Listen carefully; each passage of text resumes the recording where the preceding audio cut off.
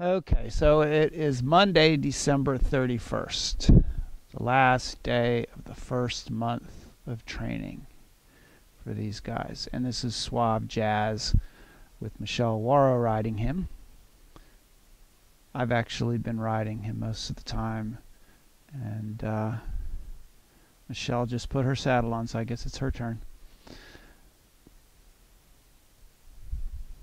He banged his eye, and that's why it's a little bit closed on the right, but we couldn't see any mark or anything in there, so we're going ahead and letting him play today anyway. Hopefully he'll be okay by tomorrow. So she's starting about just walking him free. In a minute she'll be putting him together and letting him stretch. A little bit left, a little bit right. Right there she's angling him to the outside. A little bit of leg yield from the right leg on an angle. Letting him straighten. Remember, he's the one who's got the tighter top line, tighter back from 70 races. And so we've been spending a lot of time trying to stretch his top line. And fortunately, he's very obedient, very responsive, listens to the leg, connected in the bridle, so you can use all those aids to help him, stretch him, make sure he's feeling good.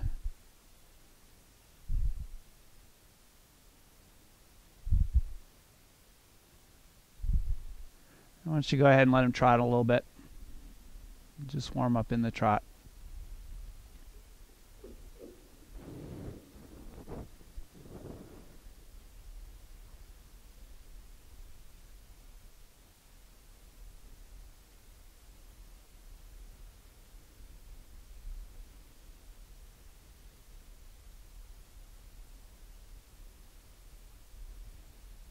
So we tend to give him a fair amount of time trotting, finding his rhythm in his trot. You can see he's a little bit tense here,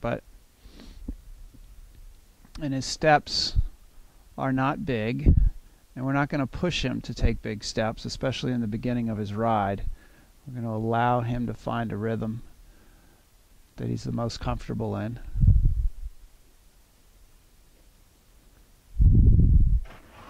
And after his canter, his trot will get a little bit bigger.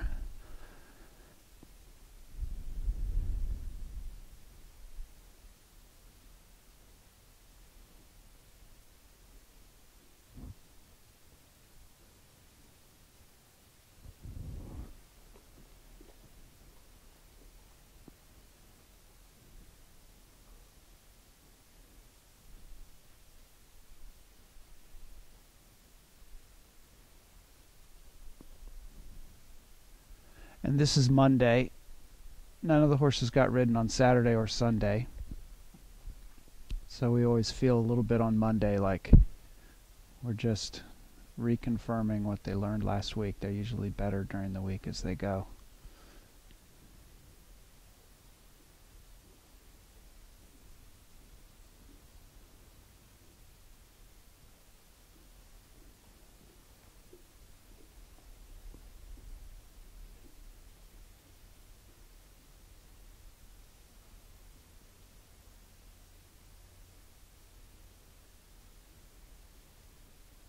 So Michelle is sort of tactfully letting him go more forward and get bigger steps, but not getting him to the point where his brain starts to get too quick. His tempo, you'll notice, is quicker than Alluring Punch or Declan's Moon. Declan's Moon's tempo is the slowest, because he's the most loose in his top line. And little Gunport will start out fairly quick.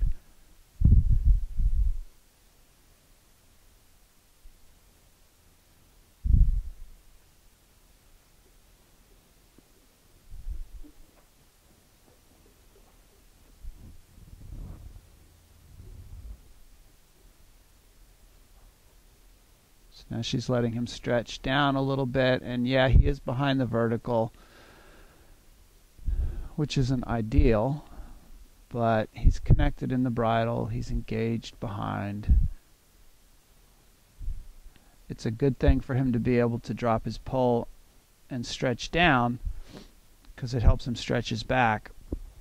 And while we would like for him to reach his nose forward into the bridle more, sometimes you take what you can get. Eventually, when he really swings and is really reaching for the bridle better, if we invite him to, we can give him enough rein to stretch his nose forward so that it's on the vertical or in front of it even when he's stretching down.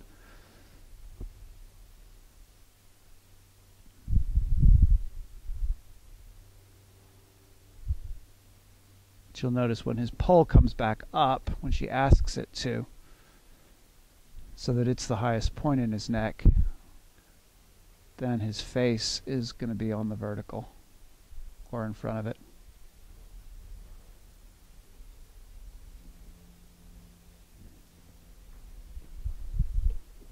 And one of the mistakes that I think some of us make when our horses get behind the vertical is to drop the contact right away when they get there in the hope that they'll reach their nose forward. But if we keep dropping the contact every time they get behind the bit, it becomes a reward. And we're often better maintaining the connection and raising the pole to fix it.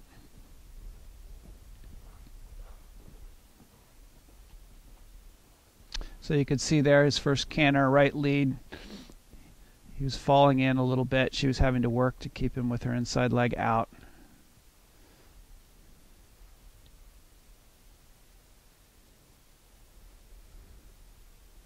But if you remember what his canter looked like in the earlier video already, even in his first canter of the day here, it's better balanced, much better balanced. Less quick, less frantic, and less on the forehand.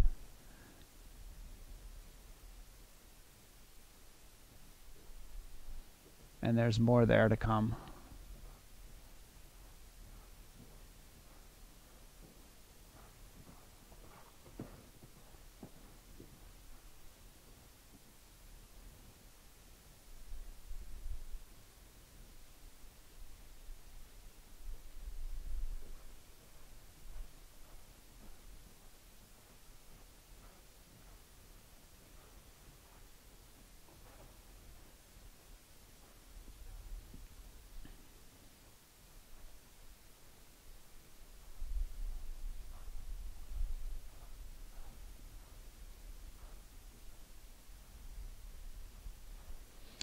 So she felt him get a little bit tense from that canter, and so she's giving him a little stretch break here after it,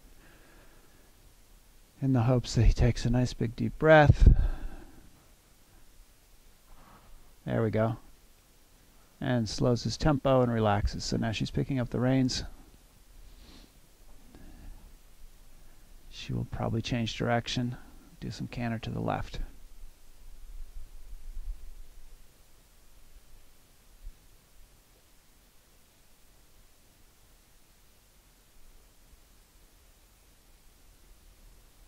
Oops. It's okay. Picked up the wrong lead there.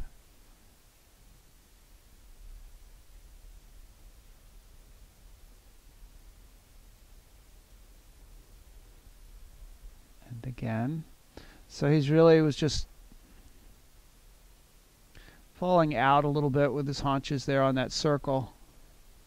And he needed to keep them in to get the correct lead.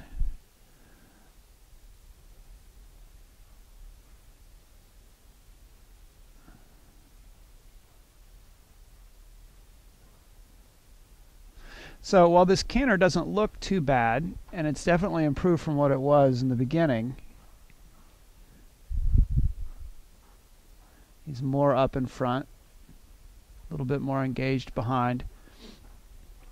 It's still not the kind of a canter where you would feel that cantering a course of jumps would exactly be harmonious. He would probably, he's a little bit curled, behind the vertical, not looking out in front of him.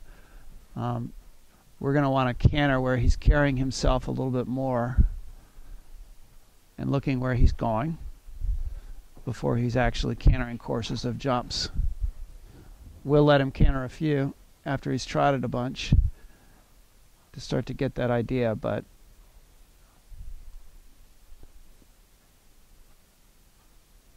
his canter's still a work in progress, but progressing very fast, I think. Good, another little stretch after that canter.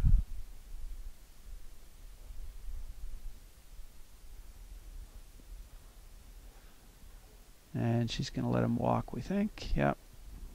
Good. So he's done one little canter each direction to warm up a bit.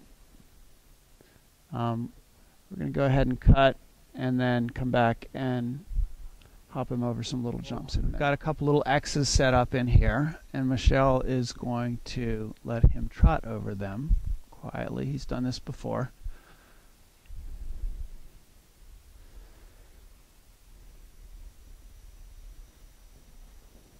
Good boy.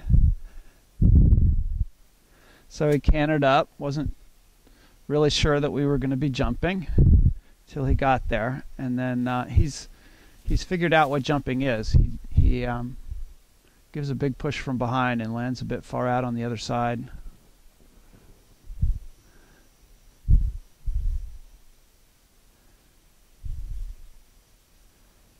I'll let him do a few of these.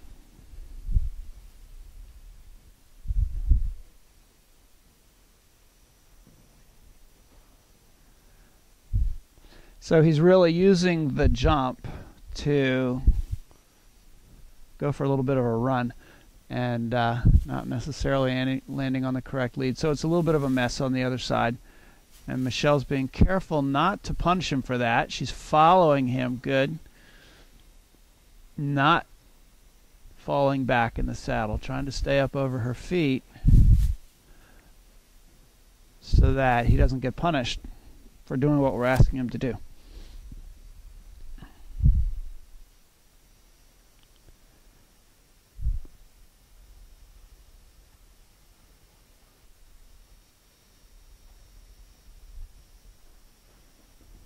Okay.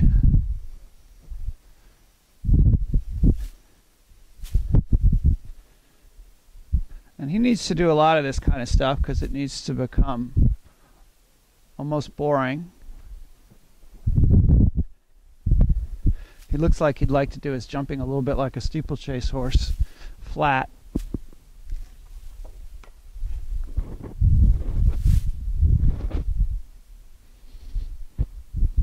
Okay, we'll let him walk a minute and raise these a little, and we'll do the 2 in a row. Let's go ahead and cut. Okay, so now we've put the jumps up a little bit, put some blocks under them to make them look kind of solid for him. And do the same thing.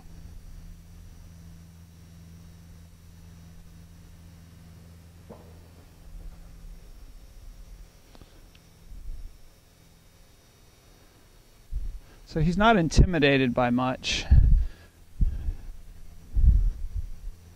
but we have not yet taught him to really rock back and use his top line over the fence as well as we'd like.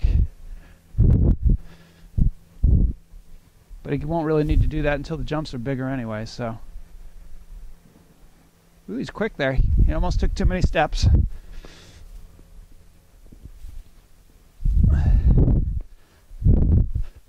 But we're really just doing this for fun, for him. Let him get used to it so that when he's really ready to canter jumps, he's already figured out how to jump and he's not intimidated. So she's going to come on through the in and out. Come through these two. We'll let him jump the sure.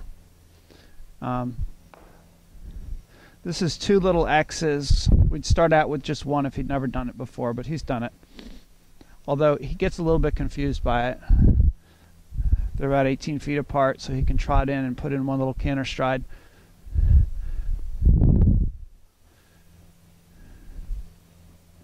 Good boy. That was kind of pretty because the second one, he did rock back a little bit and jumped it. It was very good in front because the first one placed him to the second one correctly. Because when you trot into two X's at 18 feet, most horses will put in one little canter stride.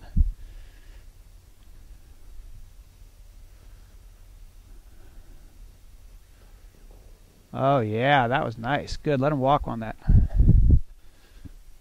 Let him walk a minute. You can cut. Okay. Okay, so we put a back rail up because he jumped that so well. It's a colored plank. You might take a good look at it.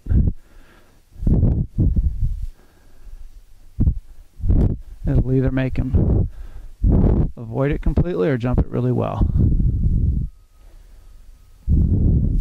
Nice. Look at those knees. The guy puts his knees up to his chin. Good. And let him walk. Good. So that's kind of exciting to him, and he did it really well.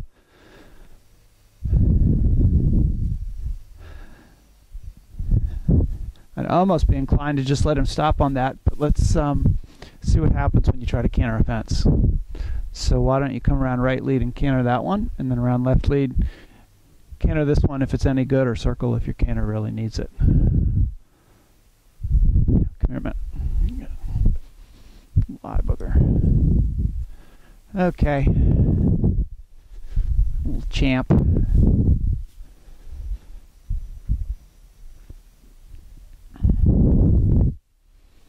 So it's going to be a little difficult to adjust his canter stride coming to the fence. And we really want him to jump from a good takeoff spot because we don't want to have to make it too difficult, but she'll see what she can do here.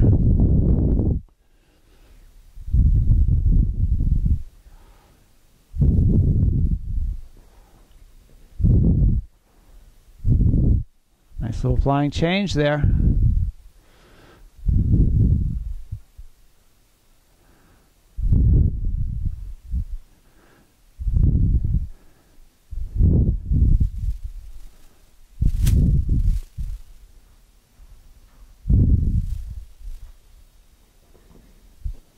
Okay, that was good, even though he broke to trot in front of the fence, which isn't unusual when you're trying to do this with a canter like that.